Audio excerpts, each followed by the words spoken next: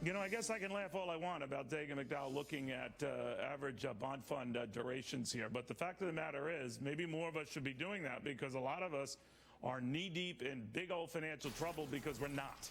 Right now, 70 million Americans do not have any formidable emergency savings, and a lot of them are very secretive about how poorly they are doing. In fact, when it comes to just communicating with their spouses, the other spouse has no idea what that spouse is making. I could go on, but why should I? Larry Winget here on a lot of us in just deep financial doo-doo. Larry, what's going on? Well, I tell you, when you've got 34% of Americans with no emergency fund, and that's up 5 points over last year, 47% of Americans say that their savings wouldn't last more than 3 months, and that's up 6 points over last year. What is an emergency fund for it's supposed to last how long? Well, it should last you for 6 months. In fact, that's not just for emergencies. You should have your total living expenses put back to cover you for 6 months. But when we talk an emergency, we're talking the two primary emergencies are medical expenses and automobile expenses, because you got to figure out a way to get yourself from your house to your work.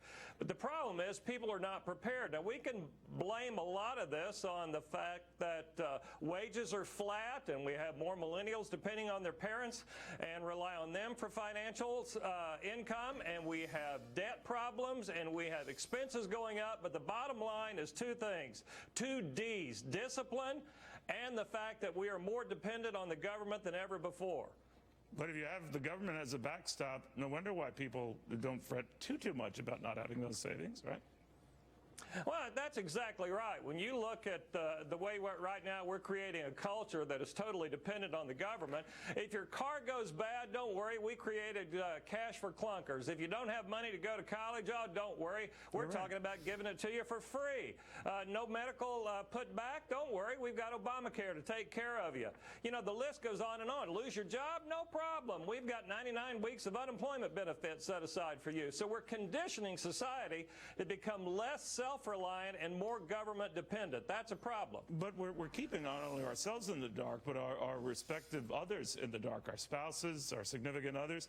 I was surprised by the number of American couples who have no idea what the other is earning, assuming that both are working, but even with a spouse who's not, couldn't tell you how much he or she is making. What's the deal with that? Well, that's financial infidelity. That's when you're hiding how much you spend, hiding how much you make from the person you're supposed to be in this deal in a partnership.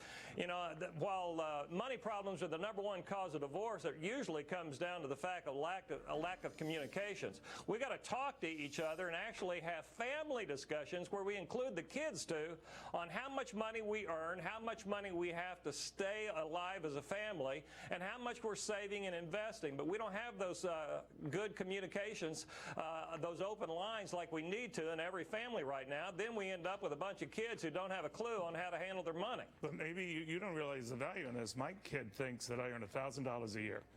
And I think, yeah, go with that. Go, you saw the cost of college. Go with that. Now what are you going to do? That's not an option, right? Well, you know, the problem right now, when we've got so many adults that don't have a clue how to handle their money, and they know that the government will be a backstop for them. But, you know, it's not the big stuff, Neil, that's the problem, the things like even unemployment or medical expenses. It's that little bitty stuff. The average American family right now, the household, is one hot water heater away from financial devastation. It's that little bitty stuff that always eats away at you that you're not prepared for. I saw the other day, $400 would put most families into a financial downward spiral. $400. They'd have to go to a credit card because they don't have that. That's scary stuff, but it is what it is. Larry Winget, Grow a Pair, author, so many other financial bestsellers. He was way ahead of this curve. Like, watch your pennies. They add up. Yeah. All right.